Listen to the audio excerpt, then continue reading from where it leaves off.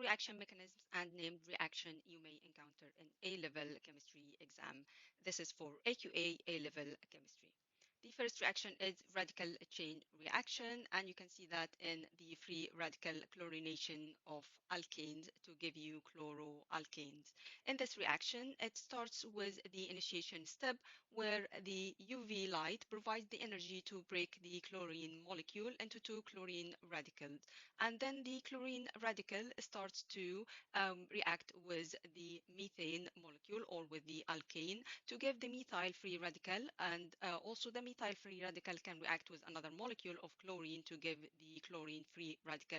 This is called the propagation step, and this keeps the reaction going in a chain process where more and more of the free radicals are produced. Finally, termination step, where the free radicals that were produced during the propagation step react together to give you the more different molecules like chloromethane, or two methyl free radicals can react to give you ethane, or two chlorine free radicals to give you chlorine. We can also see that reaction in the CFC effect on ozone. So how exactly do CFC damage the ozone?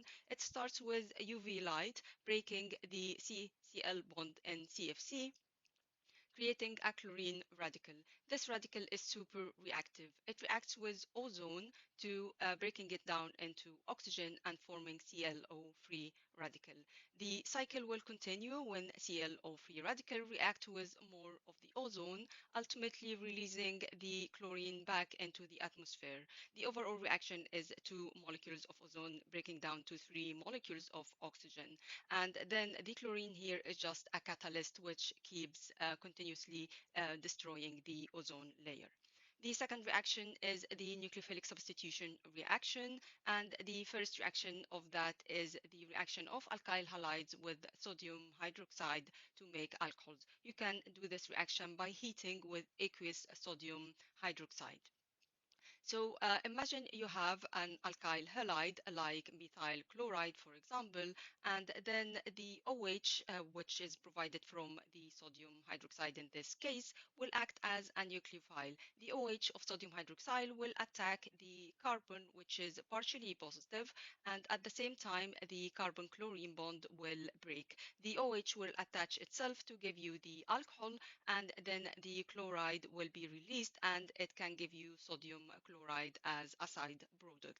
Please pay attention to the movement of the electrons, and don't forget to draw the lone pair of electrons on the nucleophile. Another example of nucleophilic substitution reaction is reaction with cyanide, and that will give you nitrile. The reaction will proceed in the exact same mechanism, where the cyanide here will be the nucleophile attacking the partially positive carbon, and the bromide will leave in this case. The reaction takes place when you reflux in ethanolic potassium cyanide. The final product will be nitrile. And also the reaction of alkyl halides with ammonia that will give you different aliphatic amines. The reaction starts also with the ammonia acting as a nucleophile under the same reaction mechanism, attacking the partially positive carbon, and the bromide will leave. But note here that the ammonia is a neutral molecule, so when it's added, it will be nitrogen will have a positive charge, but another molecule of ammonia here can act as a base and will take off one hydrogen from the nitrogen, and the electrons will be released back to the nitrogen, and that will give you the primary amine. However, the reaction will not stop at this step, because the primary amine itself can act as a nucleophile attacking another molecule of the alkyl halide, and that will give you secondary amines. And the secondary amine as well can carry on reacting as a nucleophile with the alkyl halide to give you tertiary amine, and also that will react to give you quaternary amine. This is why this type of reaction will have quite low yield if you want a specific amine, because it will give you mixture of different amines. The third reaction is the elimination reaction, and elimination reaction is basically the type of reaction that makes alkenes. With elimination reaction, you are removing elements to form double bond. That's how you make an alkene.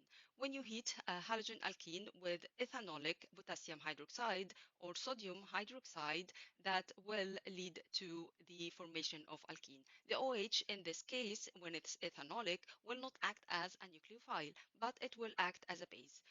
It will pull off the proton from the carbon next to the halide. So again, notice the movement of the electrons where the lone pair of electron on the OH will attack the hydrogen on the carbon next to the halide.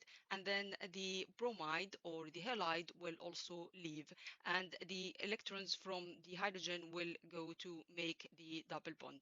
Eventually, the product will be an alkene, water molecule, and bromide. Another example is the synthesis of alkene from alcohol, and this is called dehydration because you are removing a molecule of water. And this reaction proceeds by heating with concentrated sulfuric or phosphoric acid. These acids provide the hydrogen or a proton that acts as a catalyst for this reaction. The reaction starts with the OH on the alcohol attacking this proton from the acid. That will give you an intermediate with an oxygen that has a positive charge, and then a water molecule is going to leave in the second step. That will create a carbocation. That carbocation then will make the alkene because the hydrogen on the adjacent carbon will then give its electrons to form a double bond and will leave as a proton. So the proton here that left at the end is the same as the proton that we provided at the beginning. This is why the acid is just a catalyst for this reaction. The fourth type of reactions are the electrophilic addition reaction. And electrophilic addition reactions are reactions of alkenes. Alkenes love electrophilic addition.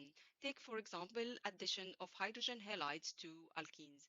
In this reaction, if you have hydrogen chloride reacting with a symmetric alkene, then the double bond of the alkene is electron rich, so it attacks the hydrogen from the hydrogen chloride, which is partially positive, and notice the movement of the electron.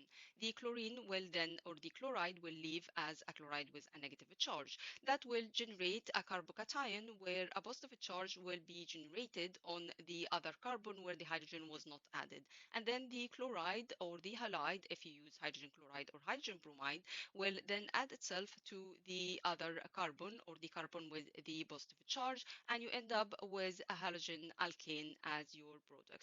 Pay attention in case you use an unsymmetric alkenes because you're going to end up with two different products because the hydrogen will add itself to one of the two different carbons here. So when it adds itself to carbon number 2, that will give you a primary carbocation, while when it adds itself to carbon number 1, that will give you secondary carbocations. These two carbocations do not have the same stability, where the primary carbocation is less stable than the secondary carbocation, so it will form more than the primary carbocation. Then the bromide that was released from the first step will then attack the positively charged carbon in either of these two carbocations. That will give you two different products. The first one is one propane in case if we started with propene, and the other product is going to be two bromopropane. The one bromopropane will be the minor product because it formed from the less stable carbocation, while the two bromopropane will be the major product because it came from the secondary carbocation, which is the most stable or the more stable carbocation. Another example of the electrophilic addition reaction is the addition of halogens. And addition of halogens will follow the exact same mechanism. In this case, the double bond attack one of the two bromines, and then that will generate the carbocation, while the other bromine with the negative charge will then attack the carbocation to give you the dihaloalkane.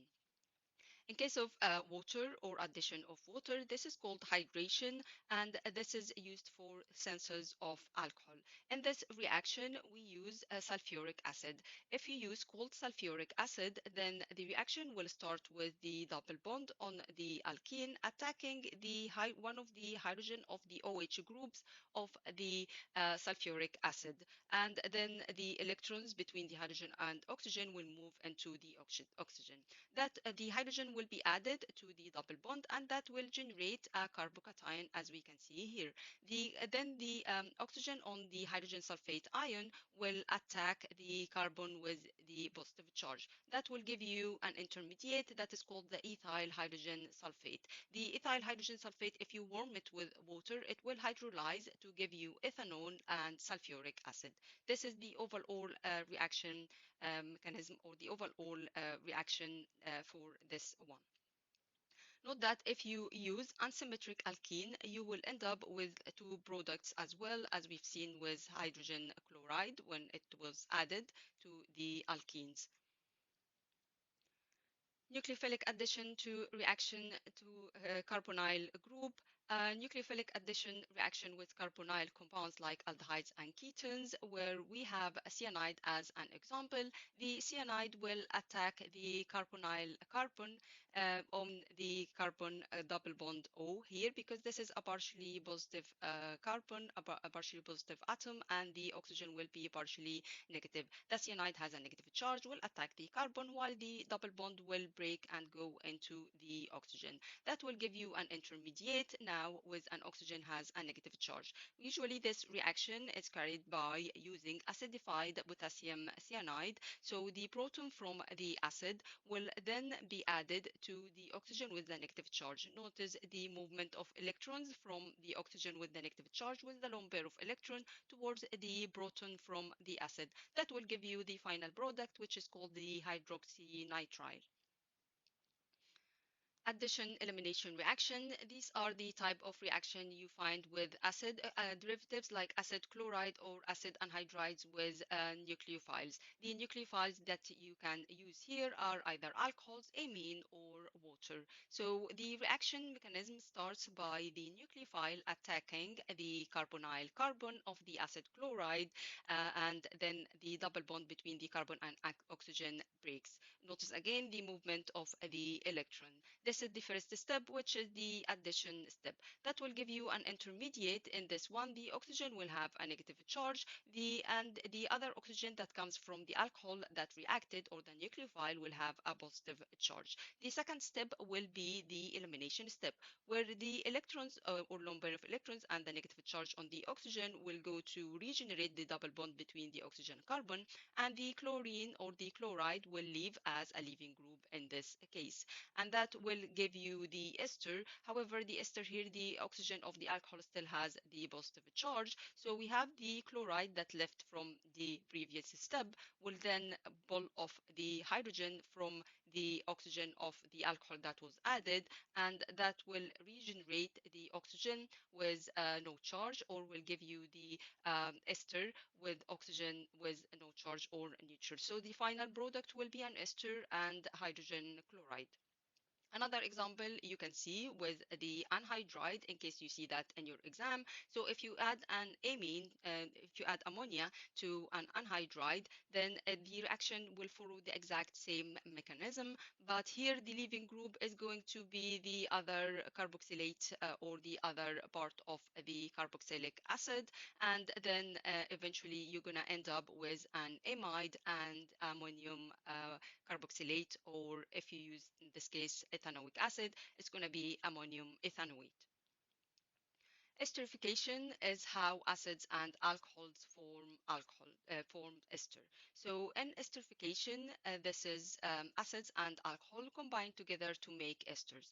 The alcohol oxygen will attack also the carbonyl carbon of the acid, and then a water molecule will be removed, resulting in the formation of different esters depending on the alcohol and the acid we use. We normally use an acid as a catalyst for these type of reactions. And then hydrolysis, which is breaking esters into alcohols. In hydrolysis, the reverse will happen, where water molecules breaks the ester bond. We have two types of hydrolysis, either the acid catalyzed hydrolysis, which will be the complete opposite for the esterification reaction, where we use an acid as a catalyst in presence of water to break down the ester into an acid and alcohol. Or we can use the base catalyzed hydrolysis, hydrolysis, will you use a base like sodium hydroxide or potassium hydroxide under reflux, and the OH is the nucleophile that will attack the carbonyl carbon in this case, and then that will give you the salt of the carboxylic acid and then the alcohol. Saponification is basically making soap, or which is a type of base catalyzed hydrolysis. You can take a fat, right, like triglycerides, and react it with a strong base like sodium hydroxide. The ester bond in the fat will break down. This is the ester bond, and it will break down to give you glycerol, and it will give you the fatty sodium salt of the fatty acid. This is what we call the soap, and this is why soap molecule have hydrophobic tail and hydrophilic head. The hydrophilic head comes from this part, which is the salt, and the hydrophobic tail is this long chain fat or long chain carboxylic acid. Electrophilic substitution reaction. These are the type of reaction we find with the benzene ring. There are two types of electrophilic substitution reaction. The first one is the Friedel-Crafts acylation. In Friedel-Crafts acylation, in this reaction, we produce the asylum ion. We produce the asylum ion. This is the electrophile that's going to be attacked by the benzene ring, and it's generated using the aluminum chloride when we reacted with acid chloride. So the reaction between acid chloride and aluminum chloride will give you the asylum ion. This asylum ion then will be attacked by the electrons from inside the benzene ring, and that will open the ring of the electrons inside the benzene, creating a carbocation. And then the next step is that the hydrogen that will be removed and as a proton, and the electrons will go back inside the benzene ring to regenerate the aromatic system or the full electron ring inside the benzene ring. And then the final product will be the acyl benzene. The next electrophilic substitution reaction is the nitration. So when you warm benzene with conc nitric and sulfuric acid, well, that will give you nitrobenzene. The sulfuric acid will act as a catalyst to make the nitronium ion, which is the electrophile in this case. This is the nitronium ion, which is going to act as a nucleophile. The reaction mechanism will be exactly the same like the one in the Friedel-Crafts acylation, where in this case the electrons will go from the movement of electrons will go from the electrons inside the ring towards the asylum ion, and that will break the electron continuity of the electron ring inside, creating a carbocation, and then the hydrogen will leave as a proton, and the electrons will go back inside the ring, doing a substitution reaction, electrophilic substitution, forming nitrobenzene. If you keep the temperature below 55 degrees, that will get you mono-substituted nitrobenzene.